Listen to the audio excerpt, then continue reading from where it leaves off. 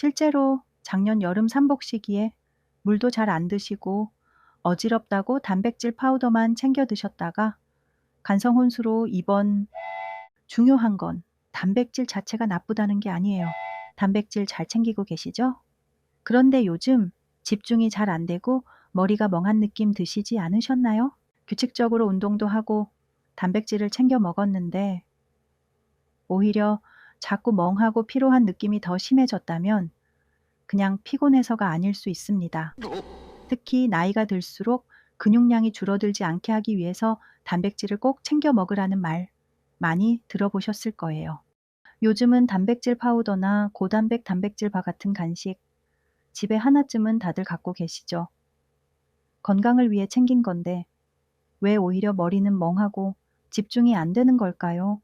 그래서 오늘 영상에서는 단백질은 챙겼는데 왜 머리는 더 멍해지는지 그 이유와 해결법까지 함께 짚어보겠습니다. 내일의 뇌가 오늘의 나를 기억합니다. 브레인 테라피입니다. 단백질을 먹고 나서 오히려 머리가 멍하고 집중이 안 되는 이유는 바로 암모니아라는 독소가 몸에 쌓이기 때문일 수 있습니다. 이 암모니아는 단백질을 분해하면서 생기는 부산물인데요. 보통은 간에서 해독되어 소변으로 빠져나갑니다. 하지만 간이 피로하거나 수분이 부족하거나 장 속 환경이 좋지 않으면 이게 독소로 몸에 남게 됩니다. 결국 혈액을 타고 뇌까지 올라갈 수 있으니 문제죠. 혹시 암모니아 들어보셨나요? 맞아요. 화장실에서 코를 찌르는 독한 냄새 중 하나가 바로 암모니아입니다.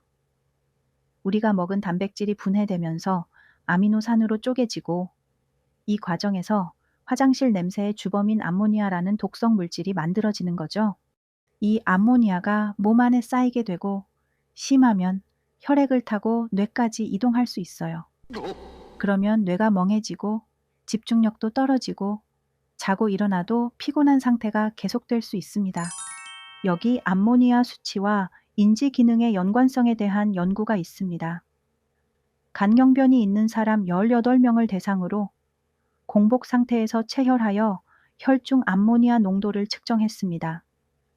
그리고 숫자를 순서대로 연결하는 데 걸리는 시간, 표에 알맞는 기호를 빠르게 쓰는 등의 검사를 종합적으로 연구를 진행하였습니다.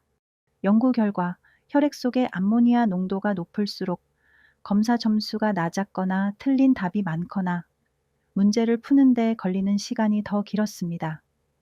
특히 집중력과 시공간 지각 영역에서의 인지 기능 저하 폭이 두드러지게 나타났습니다. 그 밖에 운동 속도에서도 기능이 떨어지는 게 관찰되었죠. 이는 뇌의 MRS를 통해 암모니아를 매개로 한 뇌 속에서 일어나는 대사가 두뇌에서 미세하게 인지 기능계 결함을 만드는 주요 원인 중 하나가 될 수 있음을 알려주는 겁니다. 여기 고단백 식단이 장 속 유해균을 늘리고 암모니아와 같은 뇌의 독소를 더 많이 만드는지에 관한 연구가 있습니다. 25세에서 50세 사이에 과체중이거나 비만인 성인 30명을 대상으로 한 연구입니다.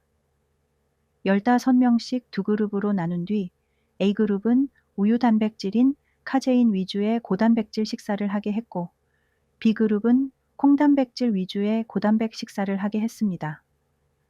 두 그룹 모두 단백질은 전체 비중에서 30% 정도였습니다.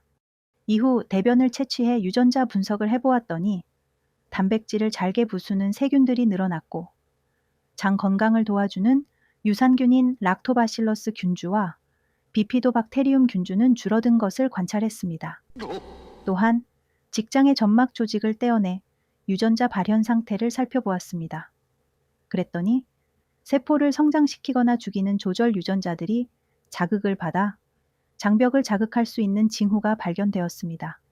장 속에서 단백질을 분해할 때 나오는 부산물로 암모니아, 페놀, 인돌류 같은 독성 물질이 더 많이 발생했습니다. 장에서 이런 독성 물질이 많아지게 되면 혈액을 통해 뇌까지 전달되기 때문에 뇌 신경에 부담을 주죠. 장 속 유해 물질이 뇌로 가는 직통 회선이 있다는 영상이 궁금하시면 다음 영상을 참고해 보세요. 간 기능이 정상인 사람도 독소 증가로 인해 뇌 기능에 악영향이 생길 수 있어요. 그런데 해독 기능을 하는 간에 질환이 있으면 독소 해독 능력이 떨어져 있기 때문에 더 위험해요.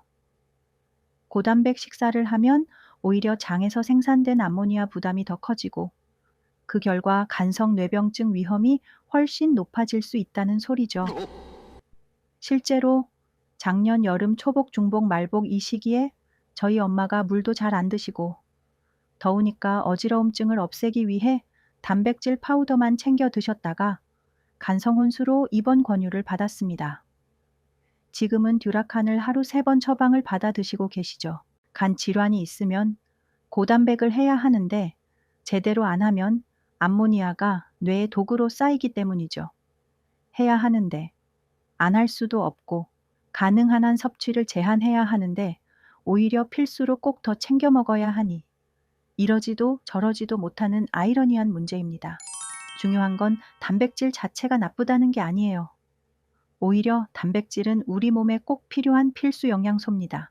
문제는 고단백만 챙기고 배출 시스템을 함께 챙기지 않았을 때예요. 특히 유전적으로 장이 약하거나 수분 섭취가 부족하거나 변비가 있다면 단백질은 분해되지만 그 부산물인 독소가 몸에 남아 뇌를 지치게 만들 수 있습니다. 그래서 단백질을 챙겨 드실수록 장 건강 관리가 필수입니다. 지금부터 간 질환이 있으면 필수로 간이 건강해도 예방 차원에서 장 건강 관리법을 알아볼까요? 고단백질과 함께 챙겨야 할 습관. 첫 번째, 모두 다 잘 알고 있는 식이섬유. 채소, 과일, 귀리 등을 통해 장내 독소를 줄여주세요. 고단백질과 함께 챙겨야 할 습관. 두 번째, 수분 섭취. 하루 최소 1.5에서 2리터 정도의 물을 먹는 습관을 들이세요. 고단백질과 함께 챙겨야 할 습관 세 번째, 발효식품과 유산균. 장내 유익균을 강화하고 유해균을 억제하기 위해 청국장, 낫또 발효식품과 유산균을 먹는 습관을 들이세요. 뇌 건강과 관련 있는 유산균주가 궁금하시면 아래 고정 댓글에 링크 영상을 참고하세요. 고단백질과 함께 챙겨야 할 습관.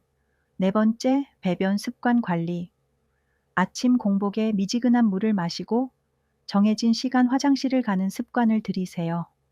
어떤 사람은 오전에 커피만 마셔도 한 2시간 후 화장실 가는 사람도 있습니다.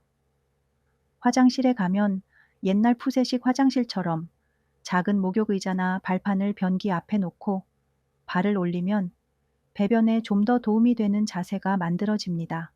고단백질과 함께 챙겨야 할 습관. 다섯 번째, 만약 배변 시작 시에는 딱딱하고 돌덩이 같은 감자 크기로 시작해서 고통과 피를 부르는데 배변의 끝에는 폭풍이 오는 경우도 있어요. 그렇다면 변을 무르게 하기 위해 식이섬유를 식사 때마다 쌈채소나 양배추든 깻잎이든 상추든 2장 이상 챙겨 드세요. 단백질은 절대로 나쁜 게 아닙니다. 근육 보존과 면역, 탈모를 막기 위해 세포의 회복을 위해 꼭 필요한 영양소이죠. 하지만 뇌가 멍하고 집중이 잘 안 된다면 지금 내 몸이 단백질을 잘 분해하고 배출하고 있는지 꼭 점검해 보세요. 여러분만의 고단백 단백질 섭취하는 노하우가 있다면 댓글로 나눔해 주세요. 고단백 단백질 섭취를 고민하고 계신 분께 큰 도움이 될 거예요. 늘 뇌 건강하세요. 내일의 뇌가 오늘의 나를 기억합니다. 늘 뇌 건강하세요. 오늘의 내용이 도움이 되셨다면 구독과 좋아요를 눌러주세요. 영상 제작에 큰 힘이 됩니다.